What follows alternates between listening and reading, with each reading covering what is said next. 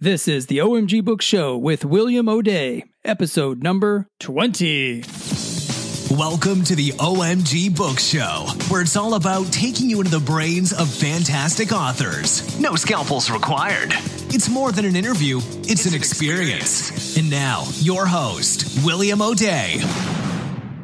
Hello, everybody, and welcome to the show today. Today, it's a good day. Because it's you and me, and it's not a secret rendezvous. It's a very public rendezvous, but it's we together. It's beautiful. Let's not judge it, okay?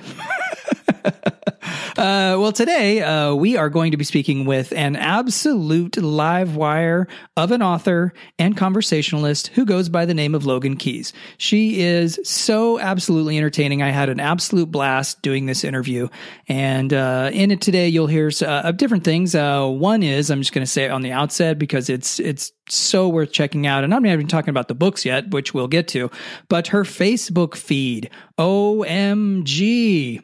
Maybe I should do a show called OMG Facebook, Facebook feeds. And of course, we also talk about books. That's the idea for the show, right? And the books that she's writing right now are a new series called The Long Fall. And it is a serial novella approach that she is co-writing with Mike Krause, who is a huge name in the post-apocalyptic genre. And so we kind of get into that and how co-writing works with him and basically the direction of the books and things of that nature. We also talk about what she calls open mic night and how important it is for creative types. And I absolutely agree. And you'll get the skinny on that in the interview. And one thing that caught my eye when I was looking into kind of her background and such was she has kind of a catchphrase called "My words are my riot." And that's a pretty powerful statement, right? So I, of course, wondered what that meant. And in the interview, we go into what it means, and it's very, very cool. We also mention, because it's very timely, at least if you're listening to this when it releases, the recent Terry Goodkind kerfluffle. If you maybe don't know what we're talking about, but apparently Terry, and I don't know him personally, although I loved his books, read many of them when I was in my younger days. He has a new book coming out, and the illustration for the cover apparently didn't meet his expectations. And so he went very publicly and poo-pooed it. And so Logan and I talk about each of our perspectives on that debacle. I don't think it quite rises to the level of a debacle. Maybe it's just I think kerfluffle. I'm going to stick with that first noun there. So we talk about all that, and as usual, so much more. It is, like I said at the start, it is a seriously fun ride. Logan is just so, I use this word, and I think she kind of lambasted me a bit for it in the interview, but she is so vivacious. Vivacious. There we go. Nailed it. It's just a super fun interview. I think you're going to enjoy it. So without further ado, surgical gloves on, metaphorical scalpel in hand. Let's get started. Hi there. You're tuning in with William O'Day and OMG Books. All right. Thank you, Logan. Logan jumped in and was brave enough to volunteer to do the introduction, and she totally crushed it. That was amazing. Thank you so much, Logan. We've actually been talking just before we started recording, and it basically just having fun, it being a Friday, and her being a parent of a 1-year-old, and me kind of understanding where she's coming from with that, having 2 of my own. So I believe, and we were just talking about it, Logan, you have your 1-year-old down in bed asleep. Is that right? Yes, we're trying to do an interview during nap time. So all of you parents out there who are authors and trying to write and also parent, you know exactly what that means. It's go time. You got to fit everything in or else you're done. The house needs to be cleaned. All the important phone calls need to be done. You got to write 1,000 words. Yeah. But most of the time, and you guys have to be honest, you're on Facebook, you're wasting that hour, those precious minutes, gabbing about some cat video you found. Oh yeah. And I actually, I'm going to bring that up a little bit later in the show, but I was perusing your Facebook feed last night, just kind of, looking at different things to get to know you and things to talk about today. And, let me tell you, I don't want to go too much into it just yet, but it was mesmerizing. I think it was like an alien abduction. I lost like 2 hours of my life. I woke up and I was like, what happened? What? I just knew I felt vaguely entertained for the last 2 hours, but I couldn't remember anything. I had a new author message me yesterday. I'm following you for your marketing advice. And we laughed. I laughed. The kid laughed. My dog laughed. Everybody laughed at that one because if you follow me on Facebook, you will find out pretty quickly that I am not very serious on my timeline. I try to avoid the politics. So if you need a breather, definitely follow Logan Keys. If you want something serious and meaningful, you have ventured too far, my friend. Logan is a curator of the curious, the internet curious. And just if you want to find out what I mean, just go check it out. And actually said later in the show, I'll bring up a couple of things that actually had me laughing so hard I almost fell out of my chair last night. It was really good.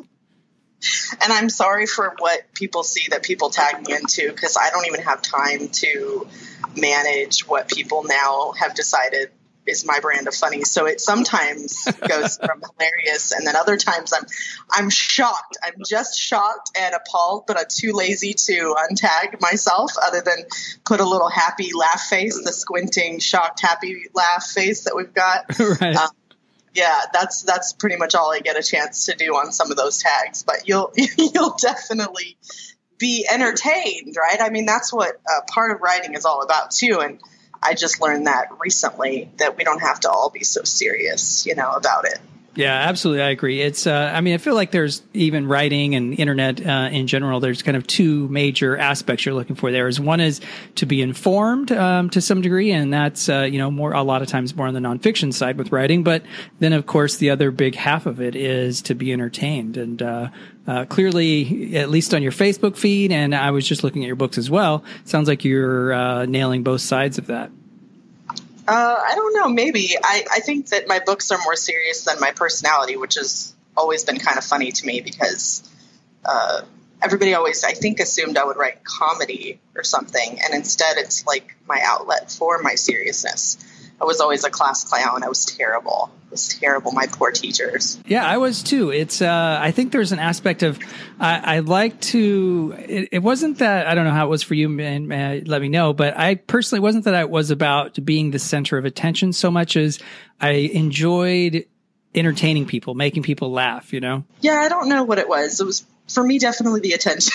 No, I mean, to a degree, it was about, a little bit of the attention thing, a little bit of not knowing how to get the right kind of attention. So doing stupid things always kind of worked, and getting negative attention I was really good at until I was a little bit older and more mature and able to gauge the room. But when I was a kid, I was terrible. My family, I grew up in California, and I call it Californication.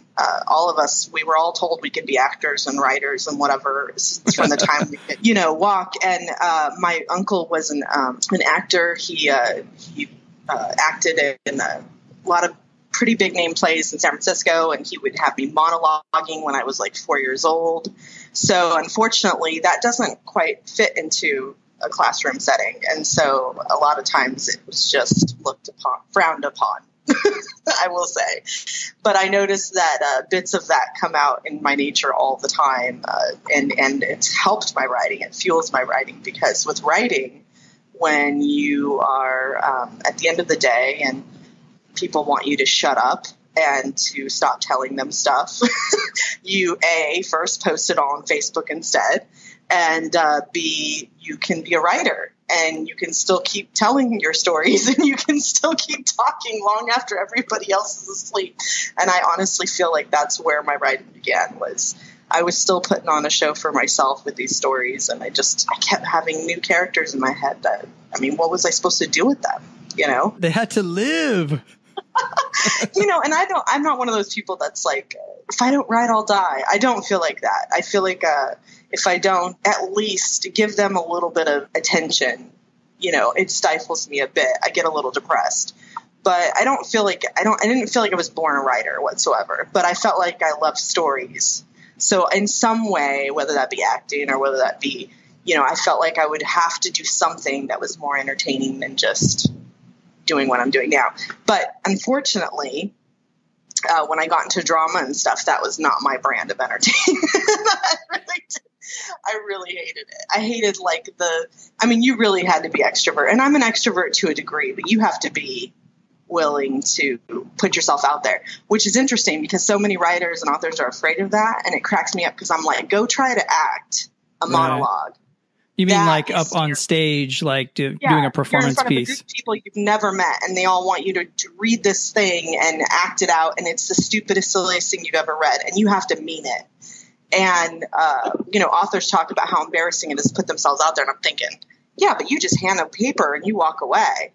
You don't have to stand there and face their face looking at your face. You don't have to see the judgment in their eyes. I mean, could you imagine if that's how authorship was? I mean, we call it, I'll get into this too, if you want me to, for new authors to kind of encourage them, but we call it open mic night. A friend of mine, Nadia Blake, a writer that I write with that helps me do my my Greek mythology fantasy that we just put out. Yes, it's romance. I do romance as well. And we talk about open mic night all the time. And what that is it's a term her and I use for getting out there, getting your words read. And there's different ways to do that, giving away free books or doing a reading or whatever you want to do. But getting out there and doing your mic night, your open mic. Like if you were a singer-songwriter, you would be expected to do that. Authors have a tendency to think that like it's just supposed to happen organically. People are just supposed to come wandering into your shop you don't even have.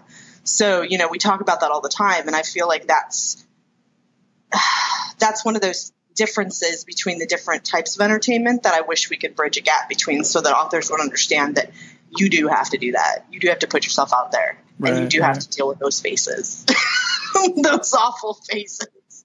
But if you do it enough, you might get a readership or you might get a series that just pops and everybody loves and everybody wants. And it's totally worth it. Yeah, totally. And that aspect of kind of getting feedback and improving your craft. And it's related to the concept that I've heard some authors kind of approach it as is where, like if you write one book a year, then that is, and for some people, they're lucky enough to have a career with that. But for the vast majority of people, that's just not going to work. One, because, the discoverability factor and keeping in the reader's minds. But two, to me, it's kind of goes to what you're saying is, you actually have to perform more than that. You have to practice your craft, fail in different ways, figure out why that you're failing, and then keep coming back at it, and like getting better and better and better. It's like cello or whatever. My daughter plays cello. She's actually getting to be pretty good, but she doesn't like play like one song a year to be good. She's practicing every day for half an hour. I think that that's part of it is, people go to Juilliard and they go to these schools where they're forced to do their art every day, all day, and they're just forced to get out there and perform in front of their teachers, in front of other people. Right. They're forced to get feedback. And writing, for some reason, we have this huge hole of I remember I did creative writing in college, and it was embarrassingly uneventful. There was nothing there for me to grab a hold of and say, I'm doing something. I'm learning something. Yeah, sure. I can read, I can go to any library. Well, nowadays I can go on my computer and read any book that I want and learn from it. That's great. But that doesn't, and I can write some short stories in a class and my fellow classmates can read it. That's great. No, that's a good step. But I feel like there's a huge gap and hole in what authorship is and what it really means. I've seen authors that are the tippy top of trad who are out there putting themselves out there, embarrassing themselves, showing up at a signing where everybody should know them and that nobody there has a clue who they are and just treats them like they're the guy that's picking up the trash. Right. Everybody gets humbled like that during their authorship. But I find that people coming into authorship don't anticipate or expect that. They kind of feel like they don't have to. They say, well, I'm just going to go traditional. I'm not going to do indie. Which it's like a dirty word. Like I'm not going to do independent. I'm going to do my own thing. Well, that's great. And I hope you find an agent. I hope you're a millionaire in a week. That's great. I'm happy for you. But I have people waiting on trad for 2 years plus that haven't done anything. Right. Who are miserable, who end up saying, you know what? I want readers and I want them now. Well, that's independent authorship right there. That's saying, I'm not going to sit around and wait for somebody else. I'm going to go and I'm going to monologue on the street until somebody videos me and everybody knows who I am. And that's the part that I think authorship is missing. That I, obviously you see me soapboxing about it now, but that's how I feel. That's what I've been encouraging all the new authors I talk to get readers first. Get them first. That's what you need. You've got to get those people reading your stuff and telling and giving you feedback. And I don't mean you have to change who you are or what you're writing, but get that feedback anyway, because at least you know, okay, I'm being heard. My stories are being read. You know, gone are the days of somebody sitting on a dusty box of books for their entire life. That's gone. There's none of that. There's no reason for that anymore. Right. Yeah, I wanted to ask you. You had mentioned that your kind of attitude in life is more humorous, but then you had mentioned the books that you write lean more in a serious direction, and that reminded me. Brought up a little. It seems like a little catchphrase that I had seen on your website and on Amazon that said, "Let me see if I'm getting this right. My words are my riot." Is that correct? Yeah, I had a person who told me that people weren't doing anything unless they were out there marching and rioting and doing all these things. And I'm not going to talk about which side of the political arguments I'm on, but they were saying that it's a privilege to not be out there. It's a privilege to and in the age of information, I completely disagreed with that. I felt really strongly about that. I thought that absolutely not. People who are able to share their words now at the speed of light on Facebook and anywhere else. And we all, when we hear about these things, what do we first do when we hear about a movement? We usually read about it. Am I right? We first see it on Facebook in a post. Well, that's words. So words move people. Words spread the word, right? You know, so yeah, words have power. Exactly. So I totally didn't agree with that. I didn't agree that, you know, putting action behind your words is absolutely admirable. I'm not saying not to do that. Please don't misconstrue what I'm saying. This is the edgiest part of this podcast, guys. So I'm just warning you because I'm not going to politics. But I will say that I totally and firmly disagree, because there has to be the word first.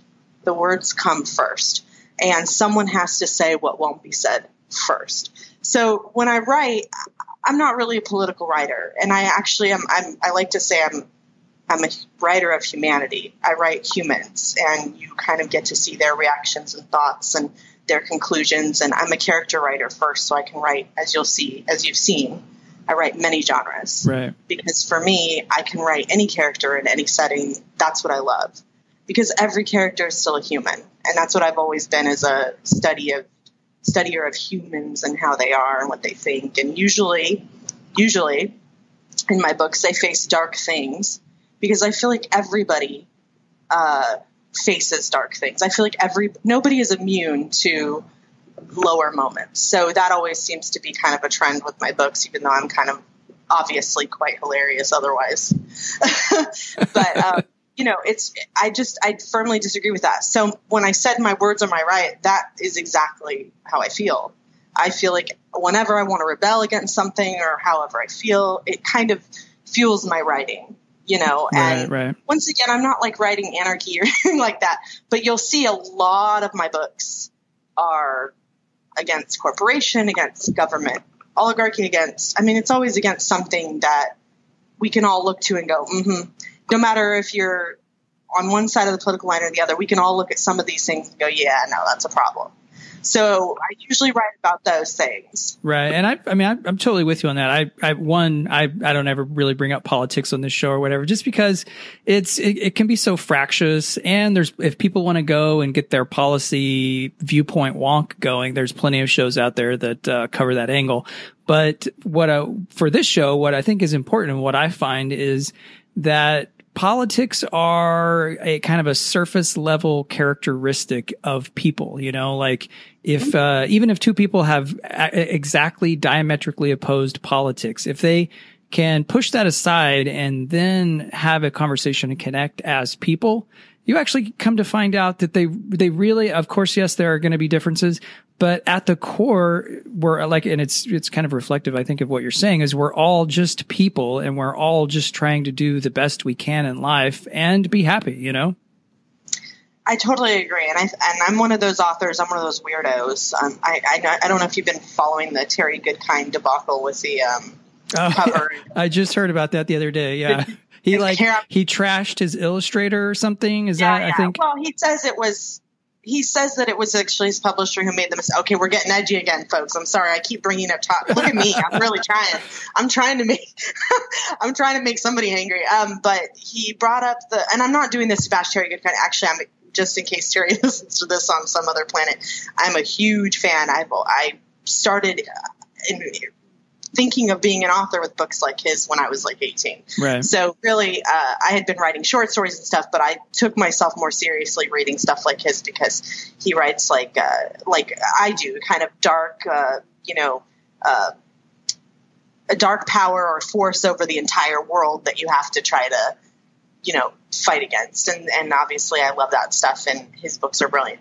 But I guess he meant to say his publisher flubbed the character Nietzsche, I think that's how you say her name, I'm not sure, on his cover and not the illustrator. But then today he doubled down saying in actuality, his upset is that she's got high heels on, which is sexist.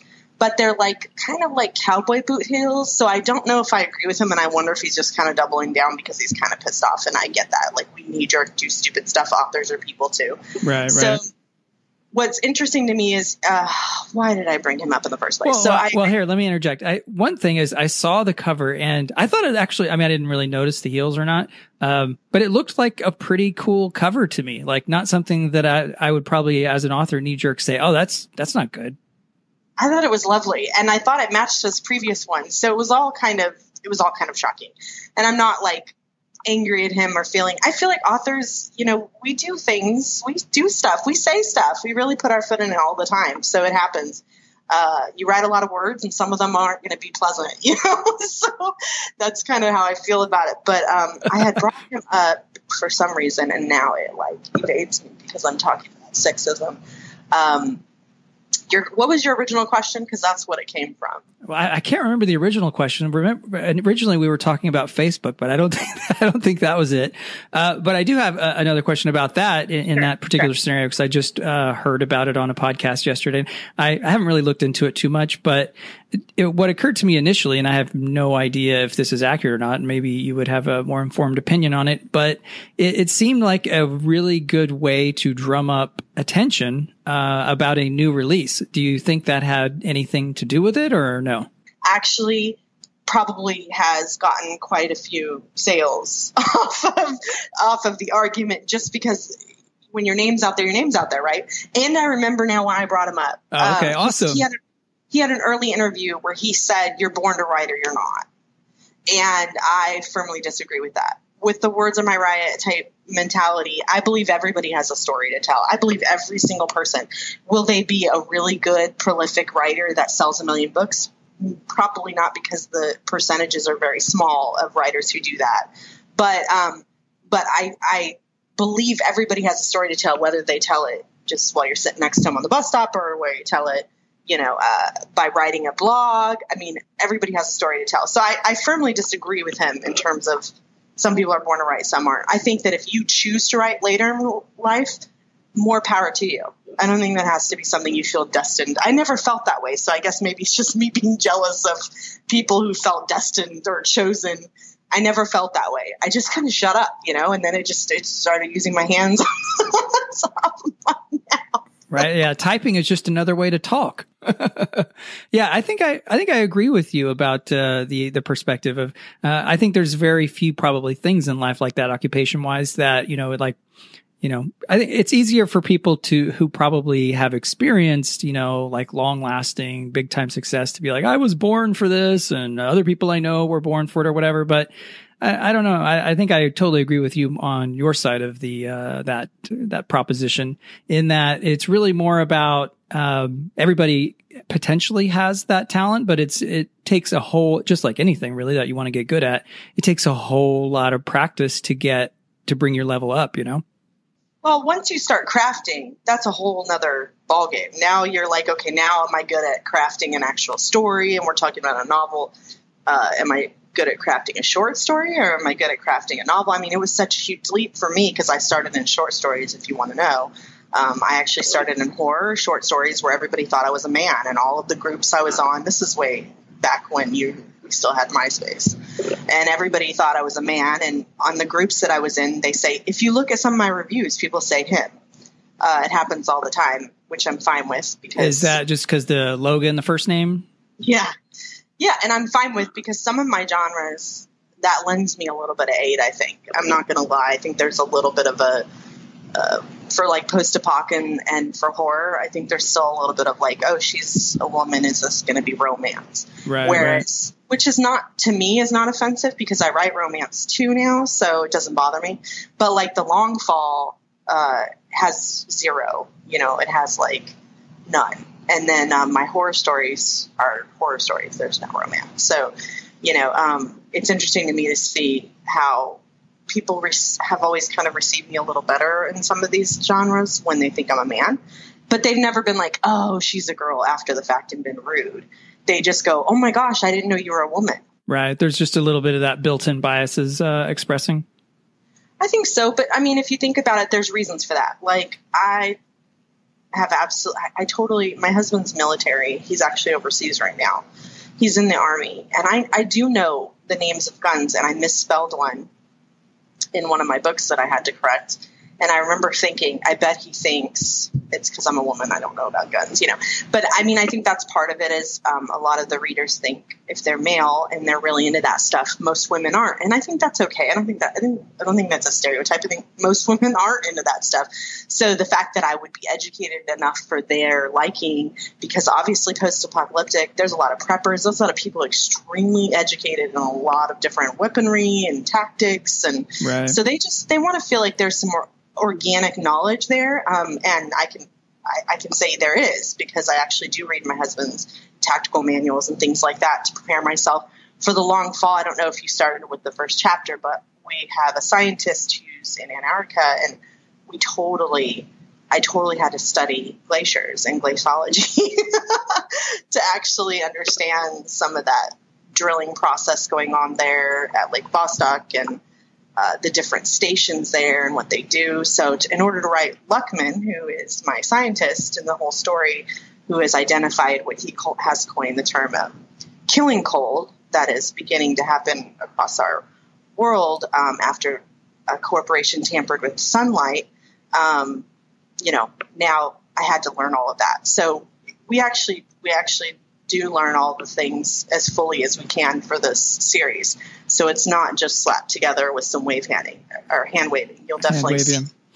Right. And that's that brings up one of the things and it sounds like maybe you also do too. One of the things I absolutely love about being a writer is exactly what you're talking about. Like, I'm just about to finish a little short story called The Plunge, and it's set on it doesn't even exist yet, but it's set on a skyscraper, a mega scraper that is a mile high, 5,300 feet high. And there are actual skyscrapers in the design phase that they want to try to build to that height. And it's just like you're saying, like you have to go in and then you spend like a day or two becoming like a pseudo expert in, let's say, glaciology or like mega scraper technology, I can't tell you the weird stuff I had to learn for like when I did my The Last City, which is dystopian. I wanted to do a little bit of science for how the zombies came to be and all of that stuff for that, because I do a lot of genetic engineering in that book. And I leaned a lot on fantasy for that book. So when I crossed over to a more serious adult post-apocalyptic where they're a little more realistic and their expectations are extremely realistic. Right. And I didn't realize that when I was getting into it.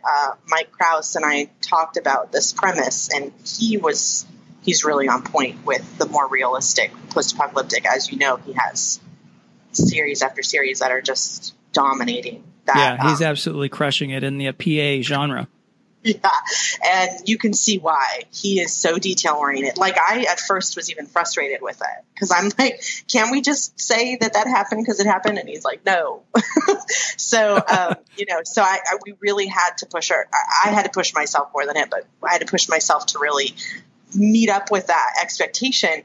And at first, I thought this was pointless until the readers started reading it, and they were thrilled with the science. Like, some of them were like, I love the technology in here, and the science and all the jargon and everything being on point. And, if I'm talking about military stuff, I verify all that stuff with actual people that are going overseas right now. So this is like up to date information of what we're doing. And when I'm talking about the glaciers, I'm reading about them and reading about the satellites that track icebergs and And I actually even put the real boats' names in there that do restocking for Antarctica and what they do and how long they take. I mean, there's so much information. So we had a blast with that. And obviously, it's not an info dump. We don't just do the science. There's so much thrilling stuff going on as these people race across the U.S. We have most of my characters are in the U.S., and then you have Luckman traveling all over the world. So our new book right now is the third book is Darkest Storm. We're actually moving the release date up on that, so it'll be available probably in the next couple weeks. And then Endless Night, which is the cover you saw with the boat in the frozen water. Yeah, that's cool. Yeah, that one, right now I'm writing it. One of my characters is in New Zealand. So I actually sat down with two friends from New Zealand and literally drilled them to get everything I could about New Zealand, which is a fascinating country. Yeah, I would definitely love to visit someday. Yeah, it's built on top of volcanoes. Did you know that there's like 20 volcanoes? Wow, it sounds like a precarious place to live. Are they all dormant, I assume? No, there's several that are active. They create steam, and they say they only worry about it when it stops creating steam because it builds up. And oh, right. It's like fascinating. So it's like two islands. Part of it is subantarctic temperatures. Part of the island, part of it is tropical. So you have one side of the island tropical, one side of it with like icebergs. So it's really interesting. So I definitely had to use that in the story because of how Luckman's traveling. So that's in there right now. I mean, we're going all over, but most of it is in the U.S. New York is a huge one. That's two of my characters are there, and the other few characters are trying to get to New York. And there's earthquakes and disaster happening at all times. And as you're reading, you're slowly watching a global ice age that's happening in modern day. So that's been really interesting, the science behind that and what it would look like and what it would cause. We didn't even realize it would cause all kinds of things. We wouldn't just get snow and be like, it's snowing in Louisiana, we're all going to die. It wasn't just that. It would cause earthquakes. It would cause all kinds of other disasters because the Earth's crust is also tied to weather, and weather is tied to tsunamis, and tsunamis are tied to. So it just keeps going. You have this series of cascading events, huh? Once again, darker. There's a lot of dark moments in the long fall, but I guess you would expect that with it being a long fall. Yeah. I mean, hey, if you're telling me the post-apocalypse is a happy place, then let's get there already. Yeah, I thought it was really interesting. It ended up becoming a lot of the books are more of the disaster phase than I wanted. I wanted to kind of start like right after the world kind of had, fallen into this thing. But then we were like, well, it's called The Long Fall. So apparently we're doing a long fall. So you'll get a lot of books during the disasters, and then you'll get a lot of books post the disaster in its final stages. Right on. Well, I had a number of questions about, and I'm sure folks probably know what we're talking about, but in case they don't, we're talking about a new series that you have been working on, co-written, I believe, with Mike Krause called The Long Fall. And so when you were starting this, actually, let's jump back a step. How did you first get hooked up with Mike to co-author this book? Or is it a co-author? Is it like editor? And because I'm not clear. How's the relationship with that? Well, it's really an interesting one. I primarily did the first drafts and the characters and things like that. But originally, when we first met, we were in some groups together. We commiserated over various things that authors love to commiserate over. And he was actually commenting on a few of my reviews that I was getting on Barkley, which is my robot story, which isn't up right now, but I should because I'm plugging it. I had a literary reviewer who read it, a top literary reviewer who cried. Oh, wow. And we were talking about how it's actually a post-apocalyptic story about a robot who, through each of his owners, develops human emotion watching all these owners go, and then he ends up watching the end of the world. And then he's alone. It's very sad, but it's also got a little bit of hope in it, but it's very sad. And the connections he makes with all these humans. And in the end, you're rooting for him. But sadly, even though his humans aren't the greatest, you miss them for him because he's alone in the end. It's very sad. So we talked about it, and I said, it's mostly post-apocalyptic, and he asked me, why haven't you written post-apocalyptic? And I said, why don't you write post-apocalyptic with me then? Because I was a little intimidated going straight cold turkey post-apocalyptic. He's obviously the best. So I said, well, he didn't really have time for that. But honestly, I kept nagging him, if I'm going to be honest, to do it, because the more I looked into it, the more I read his books, I was like, I could do this. I would like this. But I was really hesitant to do another genre jump. I have a tendency to do that, and it usually doesn't work out as well as I'd like it to, because it's better if you stay somewhere and really develop your readership, because every time I do this, I get completely new readers. Right. You have to kind of earn a new audience in that genre. Yeah, and with his help, I was able to do that. But what's really funny, and this is me being totally honest, I sent him a chapter. I was like, I have this idea about this scientist. So I sent him this chapter that I thought was really awesome. And he was like, that wouldn't work in post-apocalyptic at all. So you're like, what? It's about glaciers. Come on. But in honesty, I was really actually, I admired the fact that he takes it that serious.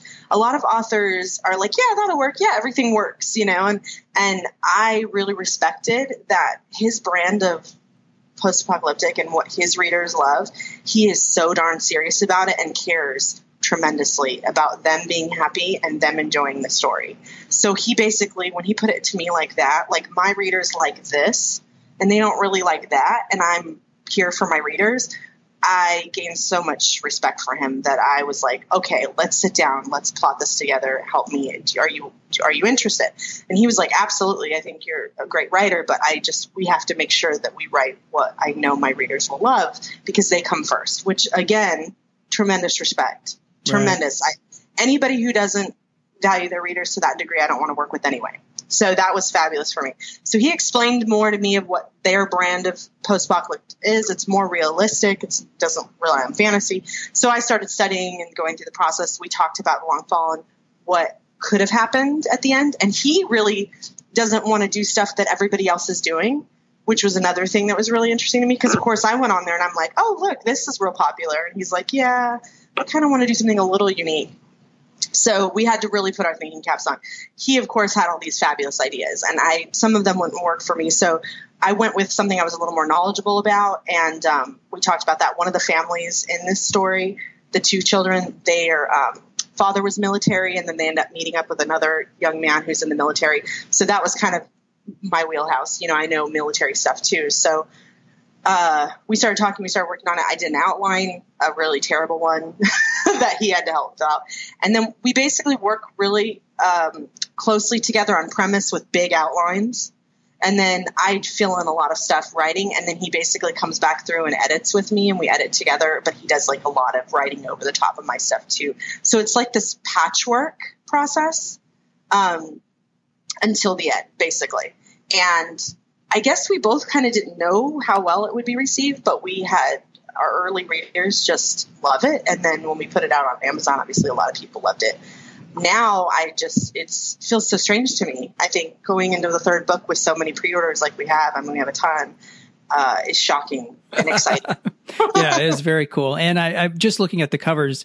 You guys totally nailed. I'm not sure who the designer is, but it perfectly sits. It's the perfect combination of the familiar and the strange. It sits in the genre perfectly, but also has enough of a unique flavor that when you just your eyes glance across it, you immediately kind of place it in that series that you're building. Yeah, Christian Ventolin. Oh, yeah, I'm familiar with that guy. I'm going to spell his last name for anybody who's looking for a designer who looks at my covers and goes, oh, these are amazing, which I hope you feel that way. His last name is Bentulan. Christian is his first name, and he's fabulous. He's fabulous. He's one of the best designers I've ever worked with, ever. So he did this cover and branding this series, and it was interesting. Mike and I talked about, I had said, why not put one of my characters, she's like a nanny originally, and then their father dies overseas, and she ends up having the majority of her story is trying to get these kids back to their mother in New York. So she is one of the main characters. And I said, why not put her and the kids on the cover, which, as I'm sure if you look at post-apocalyptic, there's no kids on anybody's cover. So we didn't know how that would go, but we were like excited about it because it's different again. Right. Also, I think it drills down a little bit for people who are looking for more of a family post-apoc, where you get that family values feel of people who are digging deep for people they love. Yeah, and I personally, and obviously it's doing really well in the market, so a lot of people do, but yeah, I totally love the what does a family do and how does a family survive while sticking together in that PA environment. It's just, it's so close to home, and how kind of you think about what you would do and how you might be able to pull it off. My original chapter that got thrown out, that Mike threw out, wasn't geared towards that. It was geared towards more the techie, modern feel, which isn't actually as natural to me. It just felt like that's what they would like something more like that. I felt like it would be more adventure, Okay. So when we talked about what realistic post-apocalyptic, what's popular there, one of the discussions we had was about family values and people wanting to feel like they could potentially face this disaster themselves through these characters. I didn't get that at all. So that's a huge nod to Mike for understanding his readership and just giving them what they love. And so when I started writing this, I started to dig deeper as I'm a mom, I started to dig deeper and say, okay, what do I want to read as it pertains to me and my family situation? So I started writing that. And then when we did this cover, I was really, really holding my breath because I love the cover and people were saying they love the cover. But when you put something on Amazon, it's a whole new world. It's a whole, it's a whole different testing going on. Yeah, it's like what we were talking about earlier. It's like it's in the public view, and now you're going to get feedback. Yeah, I was really interested. I thought, are people going to want a one-click? This woman with these two kids, are they going to want that? I mean, she doesn't have the gun. She doesn't look like she's going to take on a horde. That's where I come from with zombies. So if you look at my Last City series, my third book, Liza's got a sword with blood on it. Oh, yeah. She looks like you wouldn't want to mess with her. Oh, yeah.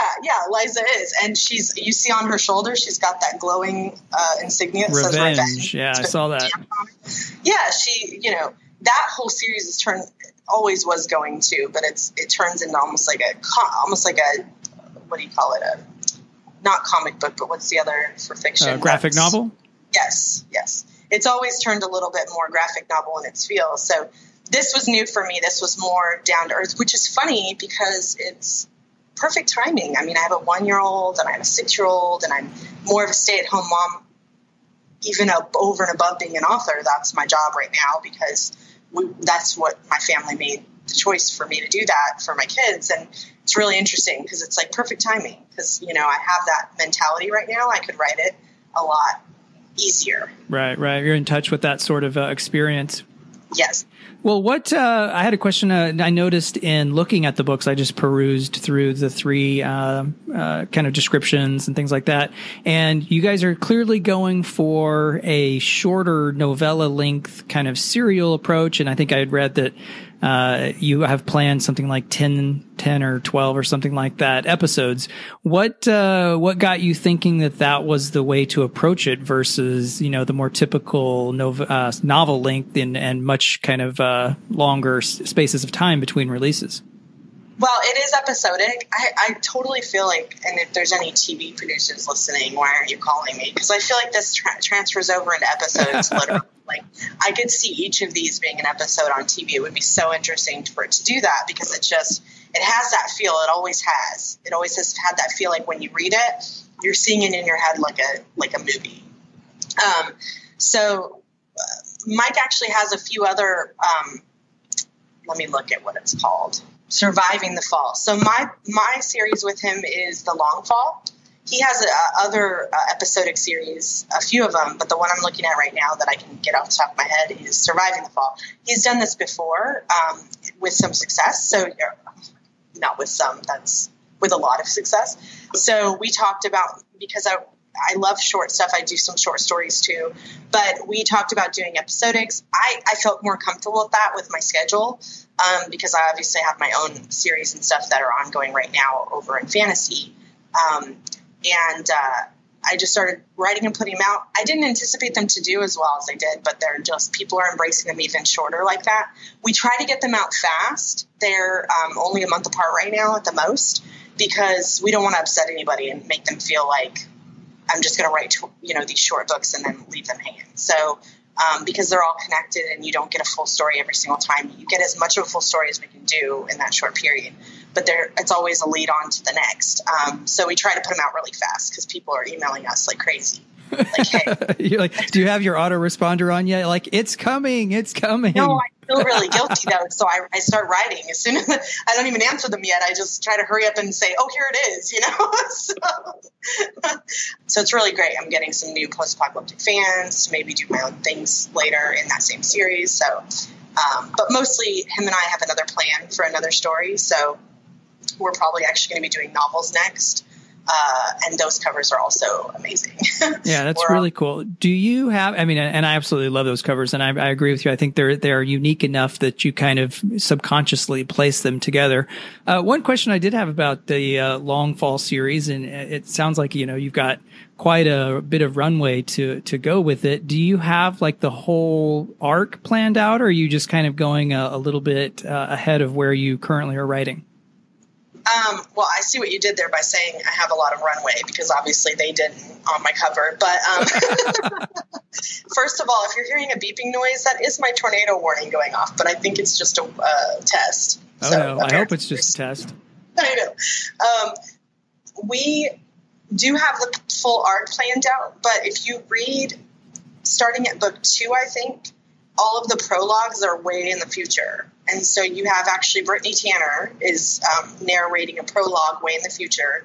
You know a little bit of where they're at, what's going on. You don't know who made it there. You don't know what else is going on, but it kind of gives you a little blink into that. So because we're writing it with us chasing the tail of that, we kind of already know everything.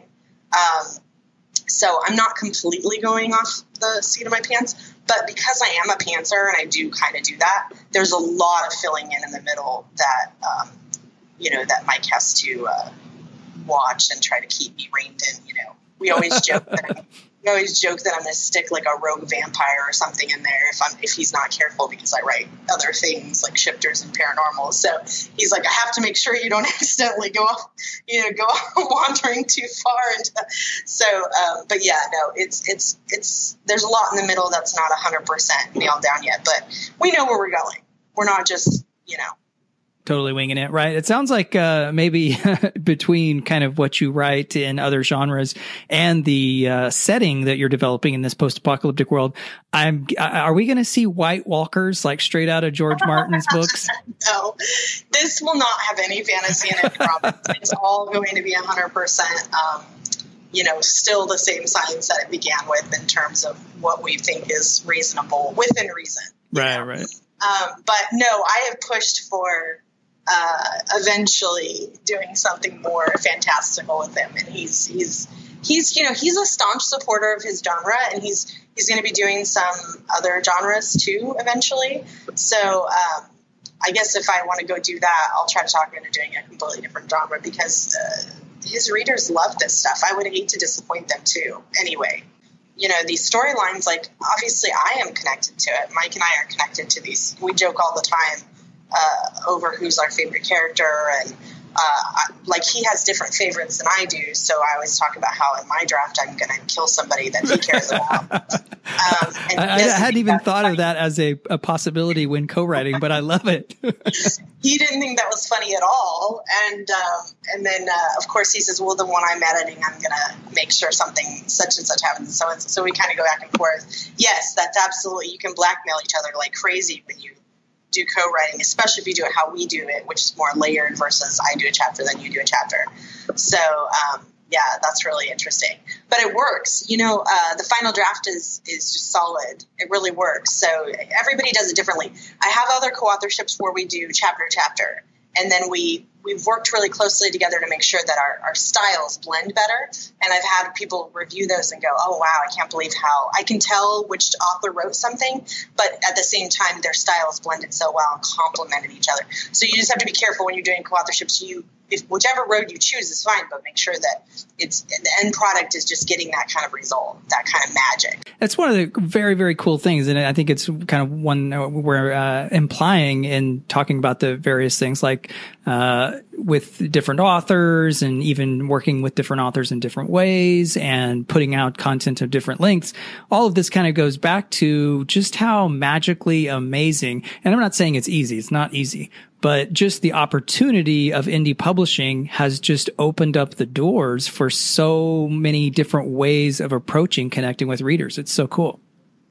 Yeah, I cannot tell you how many times I have sat with authors, even face to face. I tried to do a in-person author group when I was in Hawaii. I just moved from Hawaii. I'm in Kansas now. If you guys are reading The Long Fall at all, you're going to hear about Thunder Road and a house on Fort Riley. That is my house. The one that, well, you'll see what happens to it.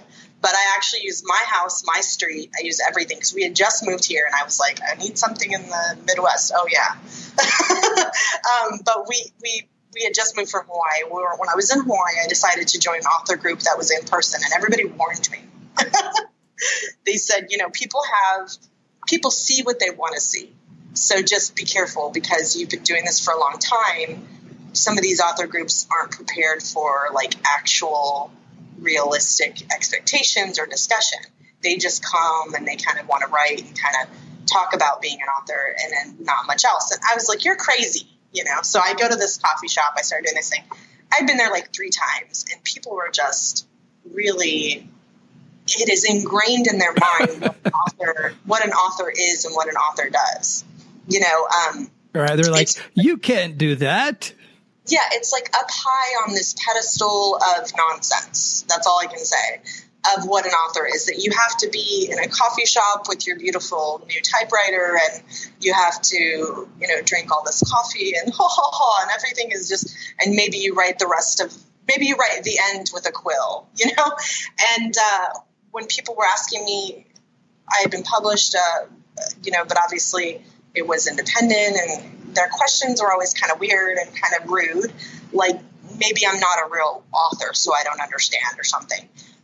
And then a few of them were really excited and wanted to get into indie publishing. But if I started to talk to those few and encourage them, it was like immediately the people running it were upset by that. They didn't agree with it. They thought it was terrible. They thought they'd been writing for so many years and trying to get an agent for so many years that they were offended by the idea of just doing it yourself. And so it was really weird. And on Facebook, when you have someone like that, you can just ignore them. But when you're sitting there at a table faced with this, this idea that there's no other way besides agents or whatever, it was really kind of hard. It was difficult for me to the point where I didn't go back because I didn't know how to have that conversation because I was doing it. I was already selling books. I was already making money. Part of my livelihood was coming from those books. So it was really rude for them to kind of keep asking me these weird, like, yeah, but you're doing it on your own. Like, it was always this weird kind of feel. It was really interesting to me was when I would try to encourage the other people to do it for themselves. I was the bad guy for doing that. And I feel like that's a lot of times that's the only thing holding people back is the idea that they should be this other person. But I'll tell you right now, and if you're listening and you're thinking of being an independent author versus trad, obviously submit your books to agents. Obviously find a great deal. Get a 6-figure deal for all of us, for the little guy. I'm totally happy with that.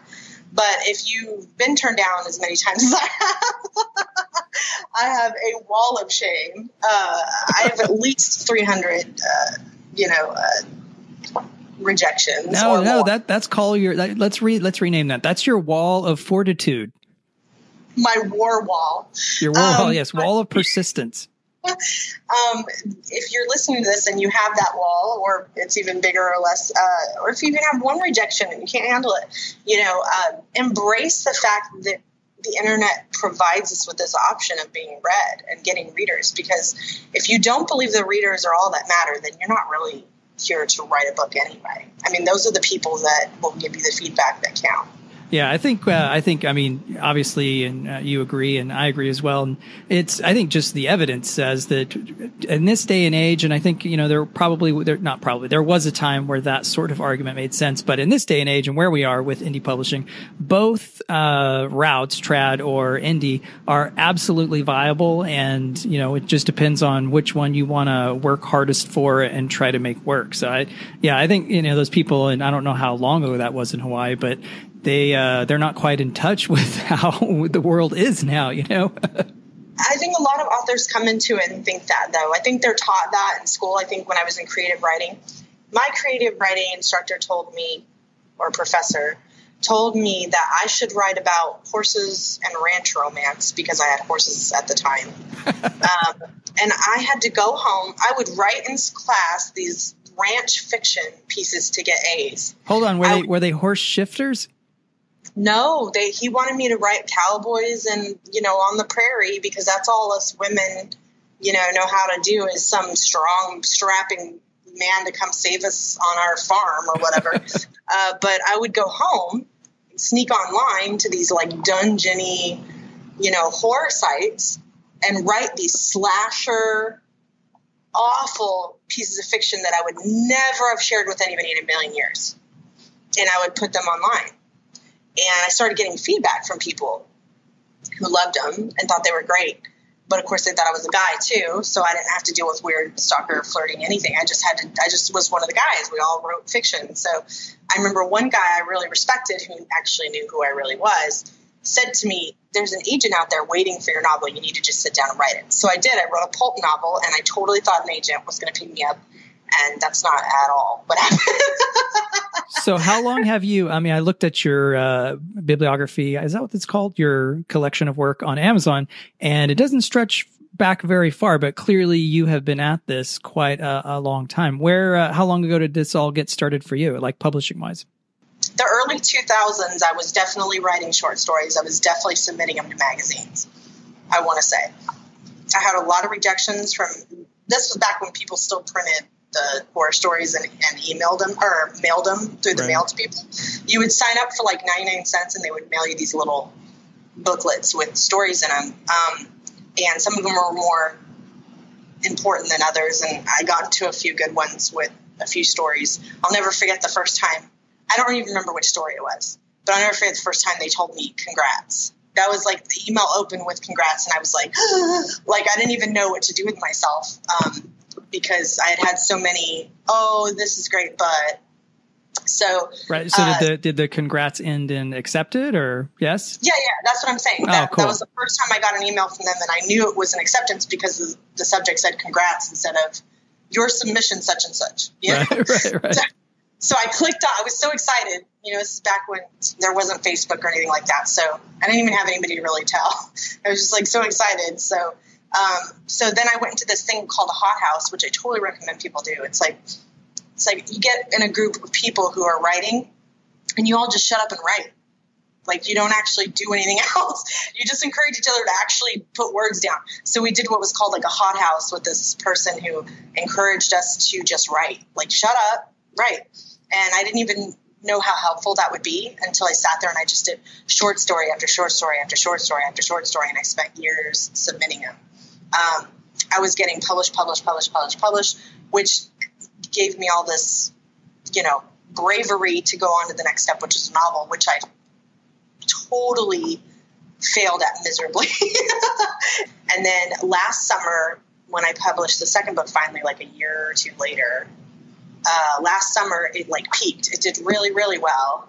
And then I started just doing all these different kind of things. A lot of my books that you won't see on there. I unpublish anything that I'm not pushing. If it's not really selling and I'm not really pushing it, I unpublish it because I want when people to look at my Amazon to like actually not see things from 1992. Right. So that's why it kind of looks like, you just have a few things. Are you sure you know what you're talking about, Logan? But I could sense there's a history there, an untold history. A long one. And it started in horror. It actually started in horror. I have some gnarly horror. I actually republished all of those under Unhinged. Did you see the girl with the worm in her mouth? I did. Picture? Yeah, that was creepy. I think I got nightmares last night. Fortunately, there were a lot of happy Facebook things that were also running through my head, so it balanced out overall. Yeah, Unhinged was like that's all my old works. I took them all back, basically, and compiled them and put them in a story. Those were a lot of the ones that had been originally published way back when those places were still open. I took them all, edited them a little better, and put them into an anthology. Then I started writing new ones and adding to it because people really like that. Those sold last year really well, but I haven't really been pushing that stuff since I'm moving on. So it's just kind of, but people go back and pick them up all the time and message me. They're like, oh my gosh, this is dark. This is like really dark. I was like, yeah, I was like 20. Like who isn't dark at 20? I know, right? Yeah, 20-year-old, that's a typical sort of existential sort of, I don't know, malaise or something, darkness about the world. Existential crisis. Well, we're getting near the end of the show, and that can mean only one. Wait just a second. We still haven't spoken about her hilariously mesmerizing Facebook feed. Just for listeners out there, you should go check it out immediately. In addition to, of course, the books we're talking about today in the Long Fall series. But some of the things that I saw last night, which, as I was scrolling through your feed, I just want to tell listeners about out there. There was, let's see, are you into fashion? Cause I saw a couple of fashion posts that absolutely I think my mind almost melted down through my nostrils. There was, let's see, and it was an apocalyptic Gucci runway look or a Dolce & Gabbana. Yeah. I said we're already in a dystopian novel because it was like, they're carrying like this weird baby dragon and they're carrying their own heads. And it's a Gucci and Prada and all those target me now because I've shared so many ads, really? Because they're so weird. The other one I said, this has to be a Zoolander movie, right? Isn't that what I said? One. Yeah, that one where they're like dressed up in like dresses that look like playing cards and they're like kind of walking around a city. She's got spaghetti hanging out of her mouth and it's all random. And then she's holding the baby. You just have to laugh because I'm guessing these are for shock value. They've got to be. This can't be. Well, that was a question I had about them. Are they real? Are these like real things or are they spoofs? No, these are real ads. These are real ads. You guys have to go. If you're watching, just go to Logan Keys because you can see these because I don't only share with friends. I share with the public. And if you go, first look at the Gucci video, which is, like I said, it's got the baby dragon and everything. And then the other one, she's like spooning spaghetti into her mouth in this beautiful dress, and she's all beautiful, but she's got like disgusting spaghetti, and it's just bizarre. And they have like this like vacuous kind of look. They're like starry eyed, and they're just like kind of wandering around a city. You're like, what's happening here? I think what high fashion has done is yes, we're laughable. Let's embrace it. Oh, okay. Yeah, that makes sense. All right. So just a couple more that I thought were truly hilarious so folks can go out there and check them out. There's a disheveled man who looks somewhat androgynous and he's staggering home after a long drunken night of fun. And there's nothing really happening other than that, but you have to watch it till the end. And that is not fair. That is one of the tagged ones that I warned people about. And somebody tagged me in this, and the caption at the top says, "Did you go out last night?" And then it says me, and it's this guy, and his dress is falling off. His dress is falling off. It is just, I don't even know how. Whoever engineered this dress, give him a medal, because somehow it is magically still covering the parts we don't really need to see while revealing to us all sorts of fun things. If you're into that sort of thing. Right. And just so everyone out there, you don't think that it's all sort of like weird, and there's a lot of it that's weird, but it's not weird, sort of just disheveled men walking around half naked. There's also a lot of cute stuff. So here's a few of those that I saw and absolutely loved. There is a hopping parrot playing with a paper towel. I mean, you wouldn't think that would be entertaining necessarily, but I watched it, I don't know, like 10 times and was just like giggling every time. That's my husband's fault. He loves those bird videos, so I always share them. I message him those because he's over in like Bulgaria right now. He's freezing and tired. So I message him those. So whenever I message him something funny, I share it on my timeline too, just so that I have reference to it. But that's his fault. Well, I also, just a quick interjection. I want to thank you and your family and your husband for a service to our country. Oh, thank you. You don't have to say that, but thank you very much. I think that's a big part of it too, is the writing helps me kind of deal with deployments and things a little bit. I get to kind of, I have the kind of job that takes my mind and concentration off things like, when he was in Afghanistan for a year, I wrote probably 3 novels during that year because I just, Right. Keep your mind focused in a positive direction. Absolutely. And my readers know, they know about it. So they're always sending me messages and supportive and, and it's an amazing thing. Like I never thought I'd have all of that. It's very humbling. It's very humbling to me to have people that follow me and read me. And if you're listening to this and you do that, I'm not going to get emotional. I swore I wouldn't, but. All right. Whoa. Hold the train. We don't want to, the tears are coming. All right. But this will definitely stop the tears because it's totally weird and usually off the wall. Welcome to the Rorschach round, where we use ambiguously odd questions to delve deeper into the minds of these amazing authors. Let's get started. All right, here we go. So, Logan, if you're ready, we'll jump into it. Okay. All right, here we go. Question 1. And this is a short Rorschach round because the interview has gone a little longer. So, okay. Question 1. What's the number one thing that you haven't done yet that you would love to do? Oh my gosh, I don't know. Scuba dive. Scuba dive. Oh yeah, that's super fun. Done it a few times. All right. Question 2. If you had an autobiography, what would it be called?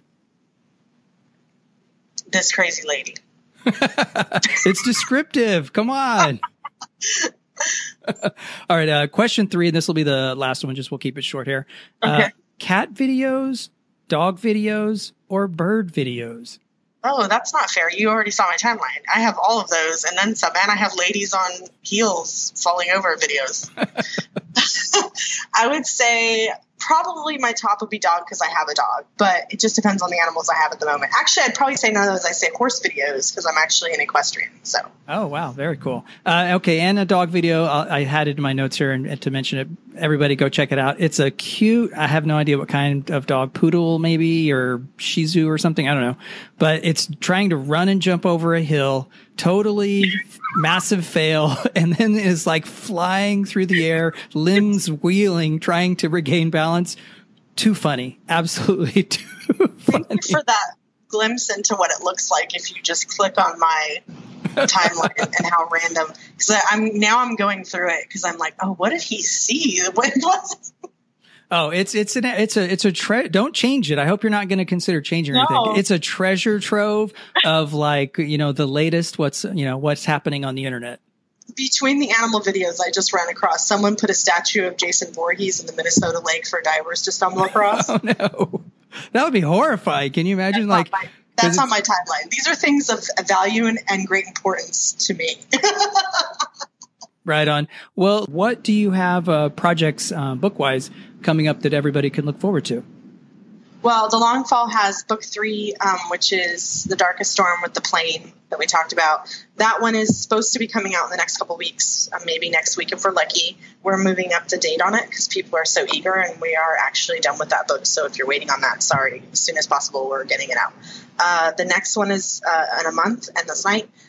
We are actually releasing, I don't know how many romance listeners you have, but let's pretend you have some. We're releasing the second book of my Greek mythology romance Monday, which is the first one is In the Veil of Chaos. That already came out last month. This one is In the Veil of Shadows.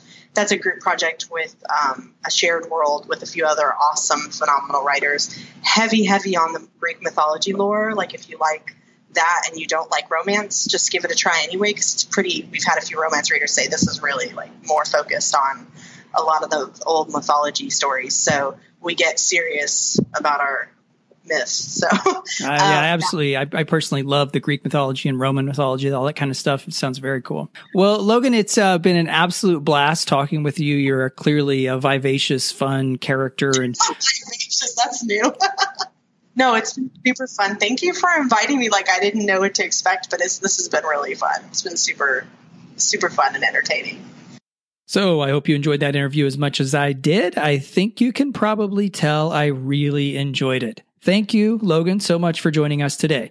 And per usual, if you want to check out any of the links mentioned in the show, you can go to the usual place. I just said usual 2 times in 2 sentences. Yes, I'm a writer, but I'm still learning. Anyway, you can find out those links in the expected spot, position, location. I like location. Yes, the expected location at www.williamoday.com/the number of the episode, which in this case is 20. That's it for today. If you would like to be sure to never miss a show and always have them immediately available on your device of choice, you can subscribe by going to www.williamoday.com/iTunes. And if you enjoyed the show, I would so appreciate a rating and review on iTunes. They both help with store visibility, and they also let other listeners know if this show is something that they might be interested in checking out. And I've made it easy to access both of those by going to the same link on my website, www.williamoday.com/iTunes.